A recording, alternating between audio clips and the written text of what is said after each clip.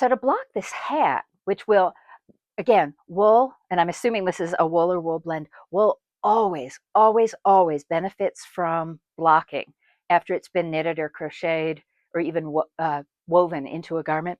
To block this hat, I have got my trusty little inflatable Pilates ball that never keeps its air very long, and a bottle of water, a spray bottle of water, and my trusty iron. And this is how I'm going to block the top of this hat so that it gets a nice finish without getting stretched out. And I also need a blocking mat. So bear with me. Try to get all this stuff ahead of time, and I always seem to forget something. All right. So my blocking mats are huge. These are actually children's play mats. You can get smaller ones, but every now and then I make a great big lace shawl, and then I want 4 by 4 feet. So I pull out these children's play mats and just go to town with them. So I'm going to lay my hat flat first, spritz it with water. I'm also going to grab my seam roll. I sew as well as all these other textile things I do. So I have sewing equipment. You could substitute basically a folded up square of wool fabric or something like that. All I'm doing is trying to get to this rolled edge on this hat. This really clever design. This is Pearl Soho's free pattern for the, I think it was called the Big Rib hat. All I'm trying to do is add some, is steam out, even up this edge. So it was great big pearl or rib stitch in the green. Then you purl a row for the turning row, and then you do more rib stitch, and then you decrease for the crown. And what blocking does, I'm a little hesitant about doing this, but we'll try it. What blocking does is it just kind of evens out the tension across your knitted project so that any little infelicities in stitch size just kind of get a chance to come together and even up. So I've got my steam iron. I've actually got it set to the linen cotton setting, which is fine. And I've just made sure that I've got plenty of water in the chamber. And I am just passing very lightly, like the iron isn't even touching the fabric, just sending some steam down into it. And I want to do this really carefully because I don't want to stretch this rib out because it's what's going to hold the hat on the person's head. And doing the next area. And doing the next area. You'll notice I forgot to spritz. That's fine. The steam will do the job. Wool really loves and grooves on steam.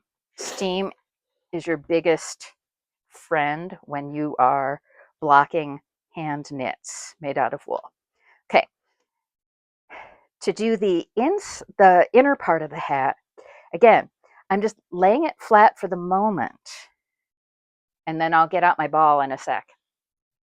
Laying it flat, spritzing, again, this rib part with some water, and just forcing a little bit of steam down on it, and being really, really careful that when I hit these sides, I don't smush down because that will create creases in the hat, which I don't want. And in fact, to make sure I don't have any creases, I'm just going to keep doing it in quarters. So I'm going to do this 4 times instead of half and half. That's 2.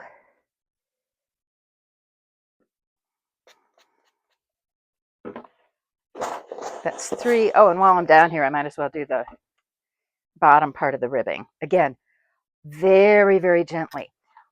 Ribbing, when you add too much pressure to the ribbing, it just completely flattens it out. And if the purpose was to hold something, like hold a cuff on a wrist or a sock or a hat, that's just a disaster.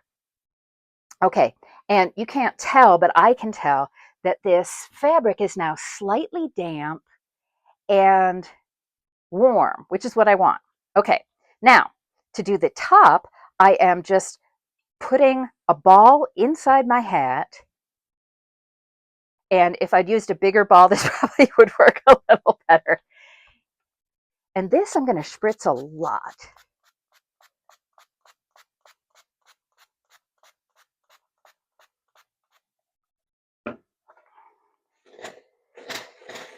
And again, just forcing some steam down on the ball.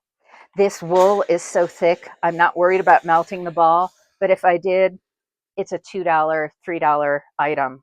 I can get another one at a moment's notice. I have heard of people using balloons. I have never tried it myself, and I have never been able to blow up a balloon in my life, so I'm going to stick with my little ball.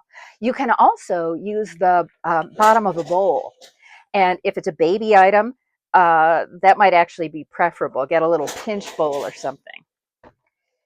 And because the way the shaping on this crown goes with these 4 ridges, I'm actually trying where the ridge starts here on the crown.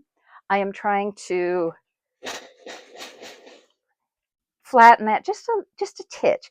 It's never going to be perfectly flat because of the nature of the laws of physics, the nature of this fabric. The way it's constructed means there's going to be a little poof at the bottom of the decrease area.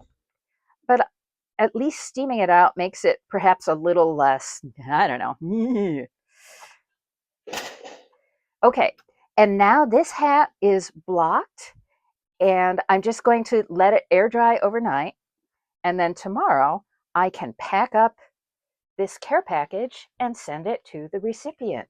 So that's how to block a hat, and why, when you're swatching, especially if it's an unknown wool. If I use this wool again, I don't have to block the swatch, but when this was an unknown wool, I would know that I needed to not just knit a square for my stitch and row gauge, but that I needed to steam it, that I needed to soak it. That was really the thing that made this wool open up, was the soaking process.